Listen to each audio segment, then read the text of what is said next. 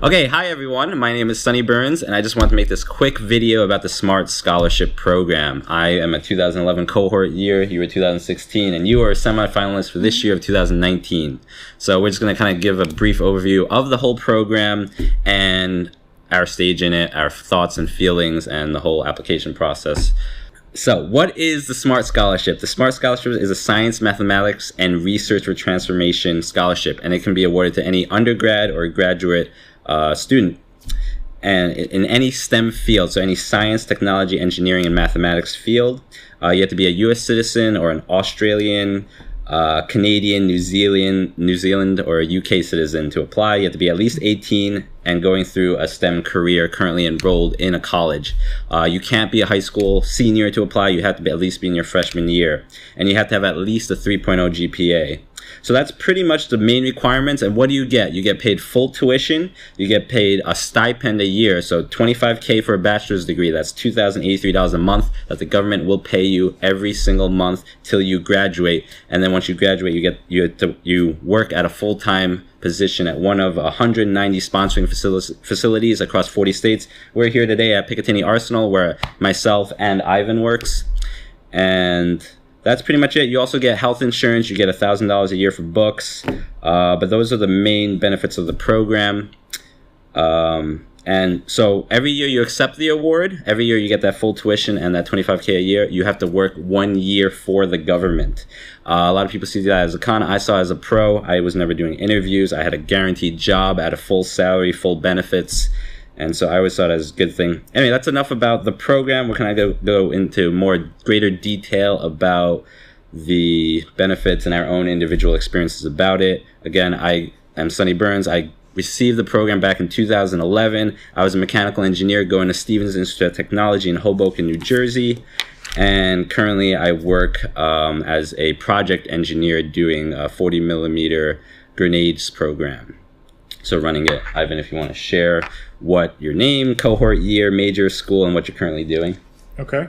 My name's Ivan Dixon. I'm a 2016 cohort year. So I got the scholarship my senior year at Stevens Institute of Technology as well. We went to the same school. I was a physics major, and I currently work as a physicist in fire control.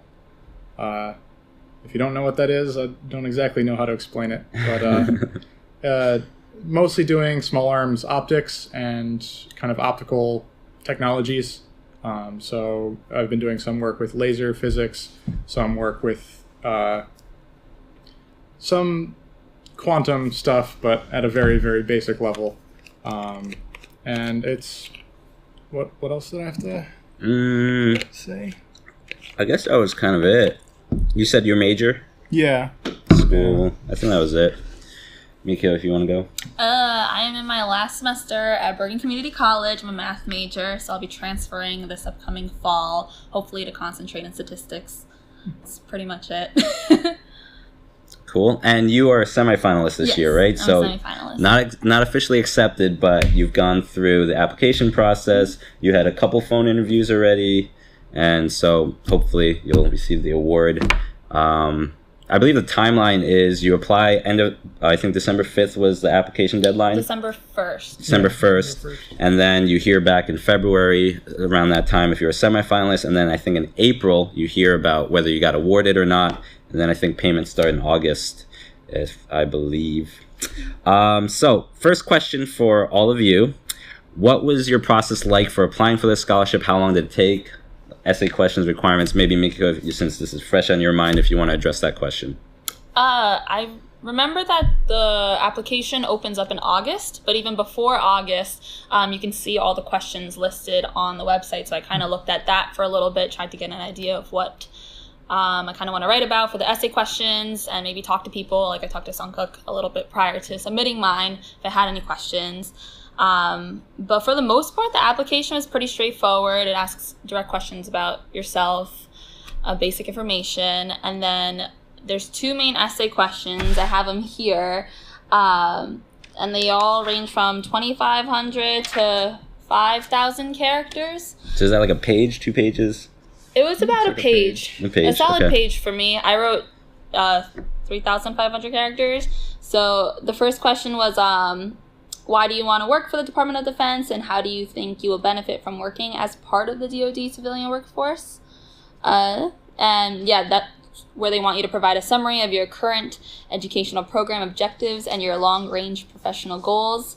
So for me, I kind of elaborated on math and what I would want to do with it and how I think I could contribute here with that, based off what I researched.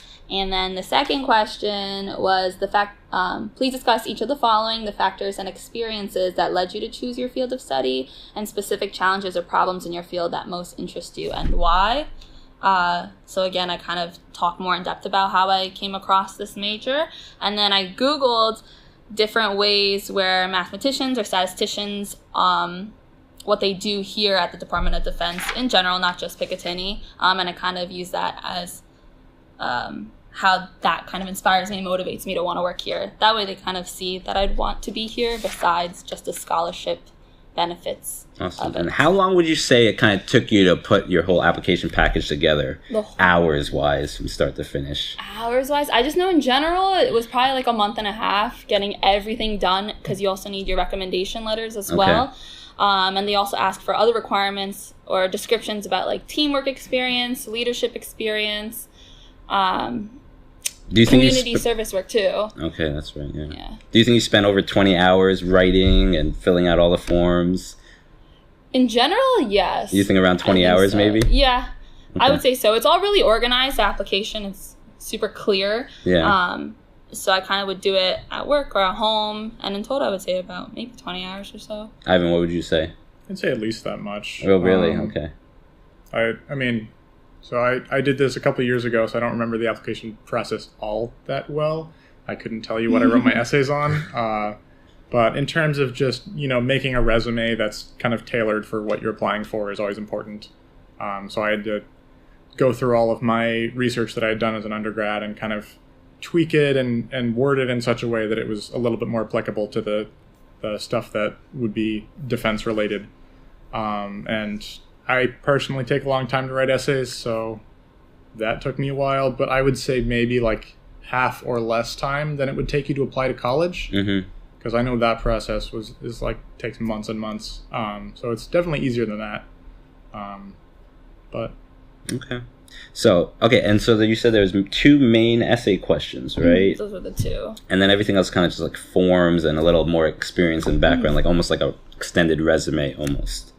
Okay, and just so you guys know, last year they released the statistics. Around 2,000 people applied, and 382 got awarded. So it was around 18%, the acceptance rate. The year previously was around 14%, I believe I said. Was it 14? 14%. And then 2016, it was around 8%. So it has been steadily increasing percentage-wise of acceptances.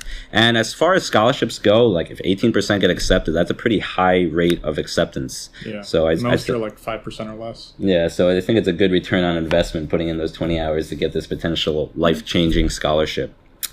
Okay, so let's move on to the next question, and if you want to just jump in with other things you left out, you can feel free to do that. But what was the selection process like? Interviews, phone calls, site visits, and clearance? And I guess maybe we'll just go to your current experience. You haven't been accepted yet, but what has it been like? You just got phone calls out of the blue. What happened? I received phone calls. Well, I originally first received emails about scheduling a phone call from different departments. And you got like a semi-finalist notification or something? Yes, in February, about February, that's when I was notified about being a semi-finalist, and it said you might be getting interviews, but if you don't, it's still okay. You're still running for the scholarship. So it's not a requirement, and it doesn't mean anything. That's what they say. So then toward the beginning of March, the first week of March is when I got my first email for a phone call. And they just said, we would like to talk to you. When's a good time for you? Told them, and then we talked on the phone. I had 2 different departments talk to me, and for the most part, it was casual. Well, I felt it was more casual than a traditional interview from like previous looking for part-time jobs and stuff. They informed me on what their department does, what they specialize in, what they do here at Picatinny. They told me more about Picatinny as well, the location, what they provide here. And then they mentioned if I do get the scholarship, what my role could potentially be and how, like what kind of work I would do, what kind of team I would work on, if I had a preference, do I like to use soft skills or hard skills. But yeah, it was just more of an informative session That's how I would describe it. Did you only apply to Picatinny? They want you to, well, for my application, they want you to put 3 locations. So Picatinny was my first choice. The second one, I put someplace in the city. And then the third one, I don't remember. But on the application, it shows you a link to a list of locations that hire people from what you're studying. So I clicked like the math section, and then they show me all the locations, all the bases that are hiring mathematicians or statisticians. That way you're not choosing someplace where you wouldn't even get hired. Roger. Okay. Sounds good. Ivan, do you want to share anything about that? Yeah, I remember the process being pretty opaque. I also remember getting an email that said you're in kind of this semi-finalist phase. You can expect phone calls or not in the next couple of months. And I remember that period of time was pretty stressful for me because it was like a month and a half and I didn't hear anything from the program or from any sponsoring facilities. So I was kind of in this like, did I get it? Did I not get it? Did they forget? Like, what's going on? I noticed that the program in general was pretty bad with communication. And that like it's kind of like things are happening, but you're not going to hear about them. So I would say if you are applying, don't worry about that so much.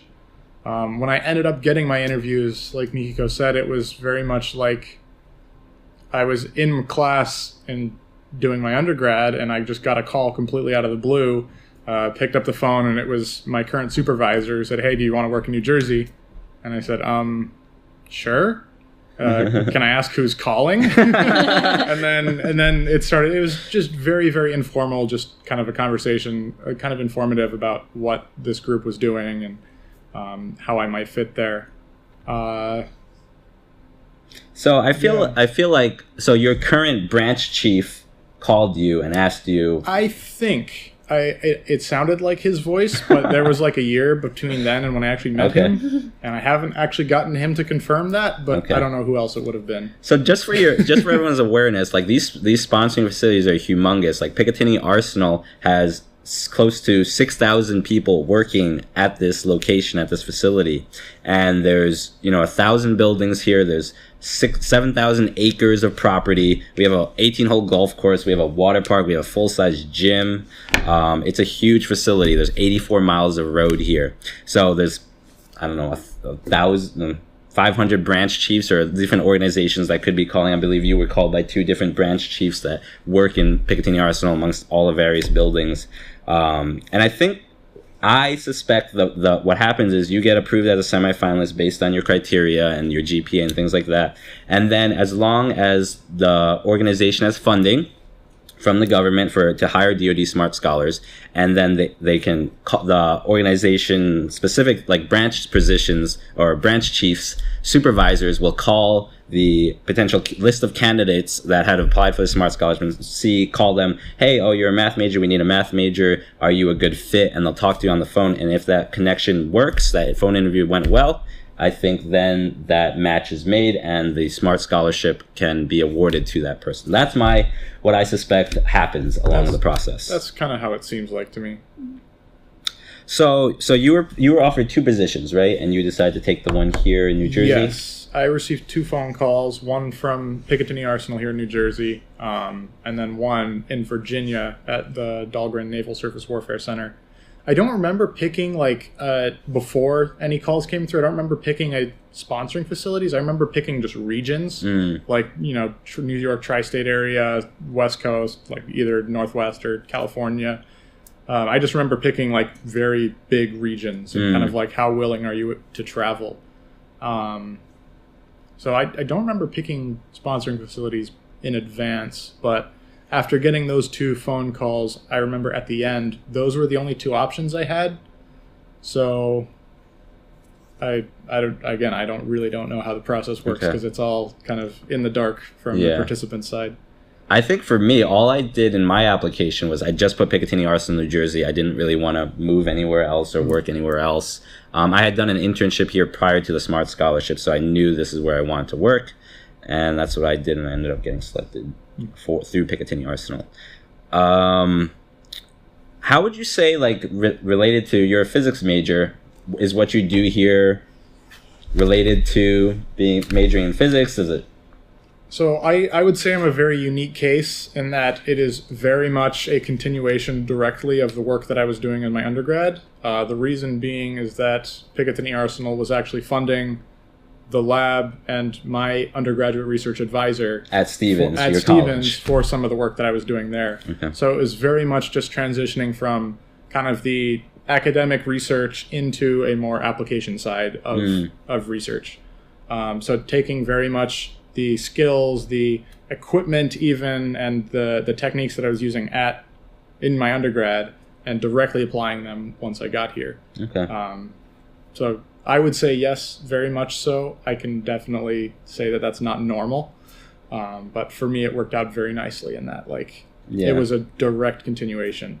Yeah. For me, I guess I kind of knew what I was getting myself into, having previously interned. But I'm a mechanical engineer, and I got to work in a machine shop for the next 5 years. Just recently, I changed last year to program management, but I was working with, mills, lathes, getting physical products built and machined and designed, and quoting customers around the arsenal with their projects, what they wanted built, any kind of hardware fabrication. That's what I was doing. Okay, let's move on to the next question. How did SMART impact studies? What was your summer internship like? And how was it like having a guaranteed job? What did SMART do for you, I guess, while you were still going through school? So again, I would say I'm a unique case. I only got it my senior year, so I didn't have the summer internship. I was awarded. I had the stipend and the full scholarship, which was extremely nice for me, so that I didn't have to work a second full-time job while I was going to school. That was able to pay for rent and most of living expenses. So I didn't have any summer internships, but it was definitely, I was able my senior year to, I don't want to say relax, because there was definitely that pressure of interviewing for jobs was completely lifted. It was like, all right, I have a job when I'm done. I don't have to worry about going to job fairs and writing resumes, sending out applications. So I was able to focus on my studies much more, and I was able to pick up a computer science minor in my senior year. So that was definitely useful. Aside from that, it's just, there's a huge weight off your shoulders once you have, I don't know what it would be like having to do internships every summer, but they are full paid internships, so I can't see a problem with that. Yeah, I remember my experience. I was flipping cars actually to fund my college tuition on top of working in the machine shop at Stevens, and it was definitely a big weight. Full tuition paid, not continuously accruing student debt and things. And actually, I graduated with a positive net worth because I saved all that stipend money, and I only had to pay for my first 2 years. And then after working for the government, actually, a lot of federal government positions have student loan repayment programs. So I graduated with a positive net worth, and any remaining student loan balance I did have, I didn't pay that off because working here in the government, they'll pay off up to around $10,000 a year in student loans that you may have accrued prior to the scholarship, or for anyone. It's not just for SMART scholars. I know that program specifically has been kind of on hold the past couple of years. Right. It is an application-based program. It's application-based, and I know the past 2 years that I had just got here, I was excited to apply, but it was not running. It wasn't running, okay. So I think it's kind of a case-by-case, whether it's funded or not. I'm not exactly sure. I am getting it, last year I got it the full year, and it's finally all my student loans are being paid off, I think next month or this month. But so I got it 2 years, but I know a lot of people in your situation too who just either didn't get it or it didn't run for 1 year, I think. Okay, well, it must have been the year that I've been. Yeah, probably. Anyway, so that is available. And just, all my friends were interviewing for jobs and I didn't have to worry about that. So that was huge. I guess I just kind of want to get into, for people who have no idea what it's like working for the government or the DoD, how is working full time here? And, are you doing what you studied? I guess we went into that a little bit, but do you like what you do? How is the workplace? How is working? And I guess talk about pay too. Most government engineers start at a GS7. After 1 year, they go to a GS9. After another year, they go to GS11. These are pay scales, the general schedule pay scale. And then after another year, you go to GS12. And each of these raises around like $10,000. You start low at around like $43,000 at GS7. 48 in our locality. Okay, 48,000 in the New York City area. And then after a year, you go to 60. And then after 58. another year, you go to like 70. Yeah. 70. And then after another year, you cap out at around 83, I think. Something like that. I thought it was closer to 90, but... Okay, maybe closer to 90. It changes every year. So after like 4 years, you're around 90K. And then after that, it's not automatic raises anymore. It's competitive. Mm-hmm. Like I recently got my GS13 after 5 years in the government. And that went to just under 100K. But that was a competitive interview process. So you get automatic from like 48K to 87K, something like that. From a GS7 to a GS12 in 4 years. Every year you get a grade increase. That's the same for, I guess, scientists, physicists. Yeah. So I guess mathematician would probably be similar. But you can look at your locality table, just search GS pay scale or general schedule pay scale, and you'll go from a 7 to a 9 to an 11 to a 12 automatically after each year. Okay, so how do you like working for the government, and how do you like your wardrobe? So I actually forgot to wear a colored shirt today, which is why I'm still wearing my hoodie.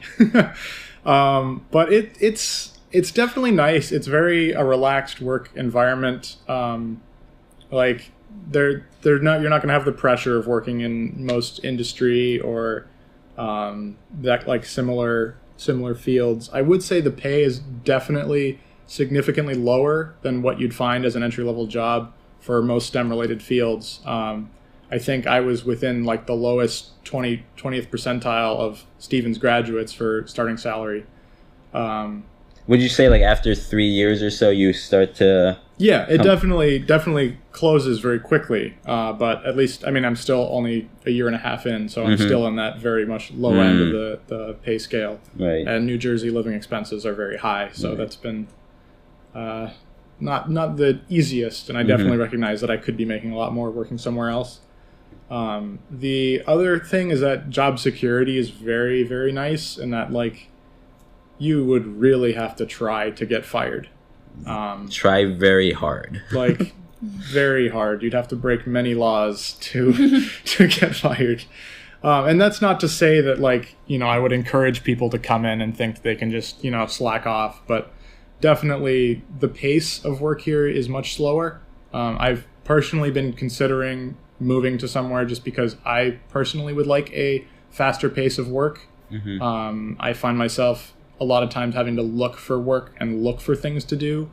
Whereas I feel like I would personally prefer an environment where I'm challenged and I have kind of a quota that I need to reach instead of I'm already doing the bare minimum, and if I want to do any more, I have to. Hey guys, sorry, I don't know what happened to the rest of that video. I've been looking for it, can't find it. Anyway, it's going a little long, so maybe it's best we ended it there anyway. I just later on in the video explained why I loved my job and what I did there. I guess I can do that real quick here. You know, I really do love working for the Department of Defense. I love the family-friendly feel of it. I love that, you know, I get 20 vacation days a year, 13 sick days a year that I can spend with my family. You start out with 13 days a year of annual leave, and then you move on to 20 days after 3 years, and then 26 days after 10 years. So that's a lot of time off, you know. Those are work days, so that's like 26 days. That's like 2.5 months or so. Anyway, yeah, I just really like working for the Department of Defense, and I think I've been blessed a little bit because I've been pretty proactive in seeking really cool projects. You know, I got to 3D print a grenade launcher and fire it. That was an awesome project where I was pretty much given this pretty big, well-funded program and given the whole arsenal to use, and we were 3D printing the barrel, the round itself, and I got to show it off all the way in Denver, Colorado, and it got picked up by Popular Mechanics and got put on Fox News, so it had some good publicity. It was a super fun project, you know, a little boy's dream, print a grenade launcher and get to fire it, which was pretty cool, pretty awesome. I love that, you know, I used to work right next to the gym on the Arsenal, and we would actually play volleyball at lunch on Tuesdays, and we'd have after work sports leagues like soccer, street hockey.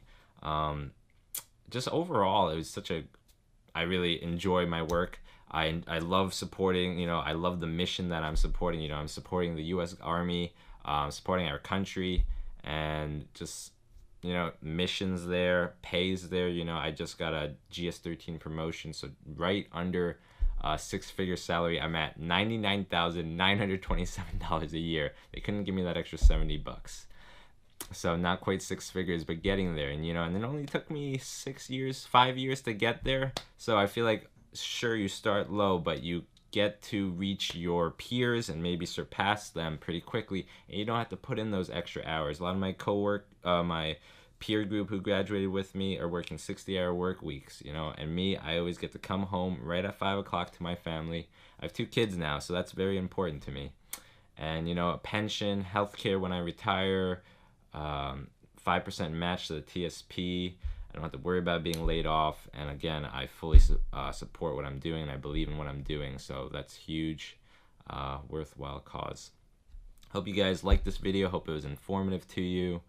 If you liked it, we have a lot more things about financial independence. I do a lot of real estate investing. I live in this 4-family house where I'm recording this right now, and just trying to find financial freedom and try to share that message with the world. So Smart Scholarship definitely helped with that and accelerated that journey. Anyway, hope to see you at Picatinny Arsenal, or maybe meet you on my program when I'm working with other DoD organizations to get the new armaments out to the field. Thanks, guys. Thanks for watching. Good luck on your scholarship. Godspeed. See ya.